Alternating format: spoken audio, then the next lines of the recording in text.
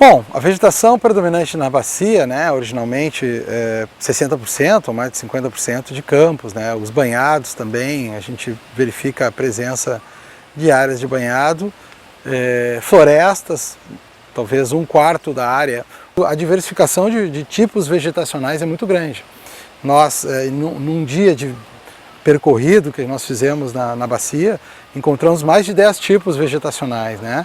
E por outro lado, se a gente for, por exemplo, conversar com professores de escola, por exemplo, né?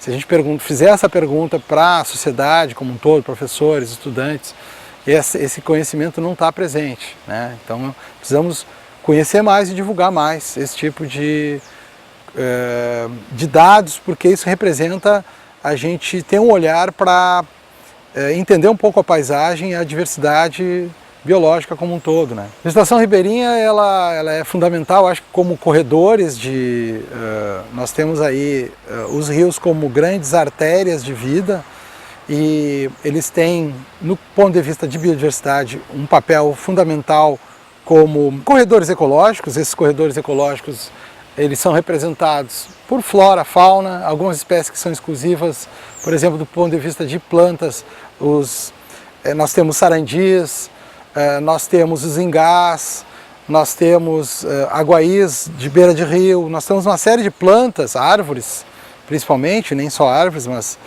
plantas que estão adaptadas a essas condições, vivem nessas condições. E conhecê-las é super importante até para a recuperação das matas ciliares que foram, em grande parte, na bacia, no Rio Grande do Sul, no Brasil, foram dizimadas, né, para a expansão das atividades agrícolas e pecuária, né?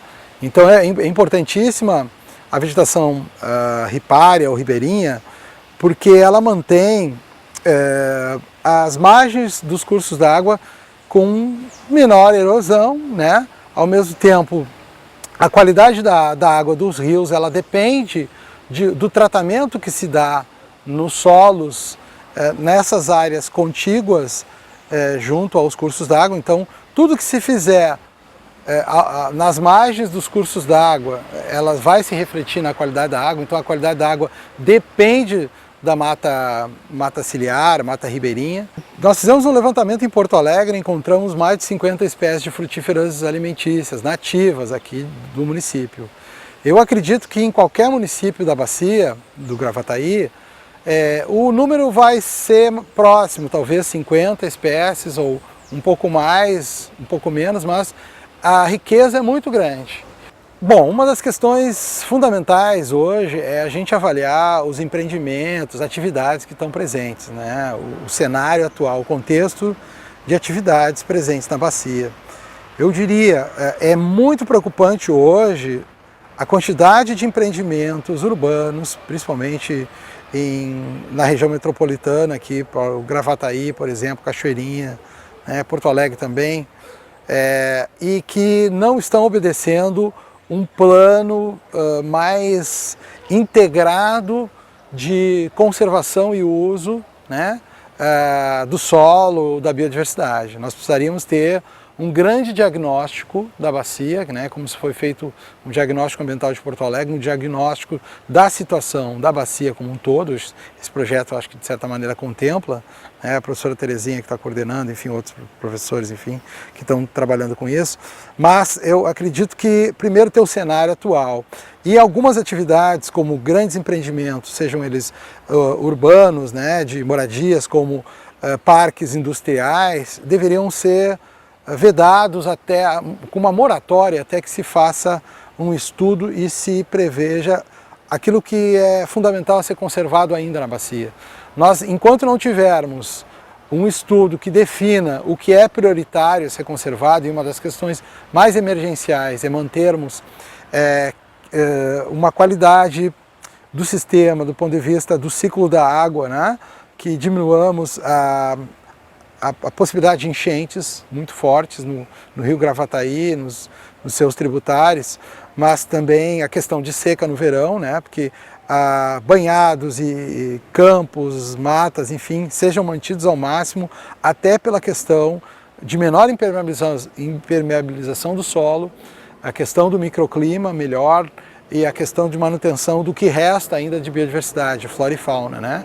Considerando as ameaças que são constantes e crescentes.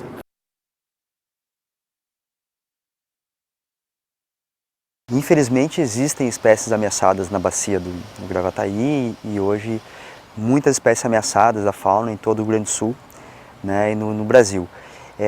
Toda a região onde se encontra a bacia, o Rio Grande do Sul e o próprio Brasil, é uma área de grande diversidade biológica, né, uma diversidade muito grande de fauna. E as nossas atividades humanas, ao longo das últimas décadas, vêm afetando muitas espécies, né. A principal razão é a destruição de ambientes, né, então a eliminação de banhados, a modificação e perda de qualidade de rios, redução de florestas, tem levado muitas espécies a se tornarem ameaçadas de extinção. Dentre essas, existe o cervo do Pantanal, uma espécie que é bem emblemática dessa situação. Hoje, no Rio Grande do Sul, ela só ocorre dentro do banhado dos Pachecos, indicando uma área dentro da bacia, mostrando a importância dessa área para a preservação dessa espécie. Então, infelizmente, uma série de ações nossas, né, de uso dos ambientes, de destruição dos ambientes, em parte de caça, né, captura direta de algumas espécies, levou à extinção de algumas e à ameaça de várias. Então, na região, uma espécie bem emblemática é o cervo do Pantanal. Na região da bacia do Gravataí, assim como em todo o estado do Rio Grande do Sul, existem algumas espécies animais que são peçonhentas, né, que podem causar acidentes de importância médica. Uma coisa importante da gente lembrar é que elas fazem parte de toda essa grande biodiversidade, né, contribuem para isso, são espécies extremamente importantes, né, nos ecossistemas que se encontram. Mas algumas espécies a gente tem que ter um cuidado especial quando entrar em contato com elas. Então, é o caso, por exemplo, de aranhas e escorpiões, né, que podem causar alguns acidentes. Em geral, aqui no estado do Rio Grande do Sul não causam acidentes muito graves, mas existem também as serpentes peçonhentas que as pessoas tanto temem, têm muito medo, né? E acabam por isso achando que todas as serpentes são peçonhentas. Então as serpentes são um bom exemplo para a gente entender como isso funciona. Das quase 90 espécies de serpentes que ocorrem no Rio Grande do Sul, tá? Só cerca de um pouquinho mais de 10% dessas espécies podem causar acidentes graves, né? Mas então é o caso da cascavel, das várias espécies de jararaca e de algumas espécies de coral verdadeira que podem causar acidentes graves. Sim, essas espécies, algumas dessas ocorrem na bacia do Gravataí, como é o caso da cruzeira, da jararaca e da jararaca pintada ou uma espécie de coral aqui do Pampa. Mas a gente também tem que lembrar que o fato dessas espécies serem peçonhentas não significa que a gente deve sair matando todas elas indiscriminadamente. No caso das serpentes, por exemplo, as pessoas têm um medo tão generalizado que matam muitas vezes todas as serpentes, quando a grande maioria é totalmente inofensiva para a gente, tá? E mesmo as espécies que são peçonhentas, elas cumprem seu papel na natureza, estão lá, né? Então a gente também não deve matar elas, né? Então a gente deve tomar cuidado quando a gente vai para um local onde pode ter espécies de aranhas, de escorpiões e de serpentes, né? Os banhados são áreas especiais, né? Existem, falando de peixes, né, que é o grupo que eu trabalho, existem espécies de peixes que só vivem em áreas de banhado, né? Os banhados são áreas de grande produtividade orgânica, né? Então eles fornecem alimento e um ambiente adequado para várias espécies de peixes. Tem algumas espécies de peixes que só vivem em banhados, só vivem em locais que são inundados temporariamente, né? E por isso os banhados são especiais. Essas espécies dependem desse ciclo de seca e inundação para sobreviver. Elas se desenvolvem durante o período da inundação e no período da seca, antes do período da seca, elas depositam os ovos na lama e os adultos morrem. E durante o período da seca eles permanecem então sob a forma de ovos, enterrados no substrato, e quando chove novamente eles eclodem e iniciam um novo ciclo de vida. Uma outra importância dos banhados são como berçários, né? Por que berçários? Quando nós pensamos nos peixes que vivem nos rios, muitos desses peixes dos rios, eles desenvolvem a sua parte inicial, a sua fase inicial da vida dentro dos banhados, sob a forma de alevinos ou pequenos peixes. Então eles dependem também dessa área de banhado para sobreviver. Esses peixes de rio dependem também da área de banhado para sobreviver. A fauna de peixes da região neotropical, a região neotropical é a América do Sul e a América Central, né? Ela é extremamente diversa, ela tem uma riqueza de espécies muito alta, né? É a região do planeta onde tem o maior número de espécies de peixes de água doce. E dentro desse contexto, ainda existem muitas espécies que estão sendo descritas, que estão sendo descobertas, né? Como exemplo, aqui numa área próxima aqui de Porto Alegre, muito próxima de Porto Alegre, que é o Banhado dos Pachecos, nesse ano de 2014 foram descritas 2 espécies novas para lá. Ou seja, 2 espécies que não se conhece, não se conhecia e não se conhece ainda de nenhum outro lugar. O único lugar do mundo onde a gente conhece essas 2 espécies é no Banhado dos Pachecos. Isso está relacionado a a particularidade desse ambiente que a gente encontra lá, né? Principalmente na área de banhado associado à mata paludosa, ou seja, aquela mata que tem o solo inundado. Essas 2 espécies de peixes a gente encontra até hoje, são conhecidas somente da área de mata paludosa do Banhado dos Pachecos. Uma dessas 2 espécies novas que foram descritas é uma espécie de peixe anual, né? Que é uma espécie que vive exclusivamente nessas áreas que inundam no inverno e secam no verão. E aqui no Rio Grande do Sul, o maior número de espécies ameaçadas são justamente as espécies de peixes anuais, porque elas vivem em banhados, elas vivem em áreas de inundação. E essas áreas de inundação são muitas vezes destruídas, né, por plantações de arroz, que usam áreas alagadas, mas alteram o ciclo de alagamento, né? Ao invés dessas áreas ficarem secas no verão, elas são cheias de água para cultivo de arroz, né?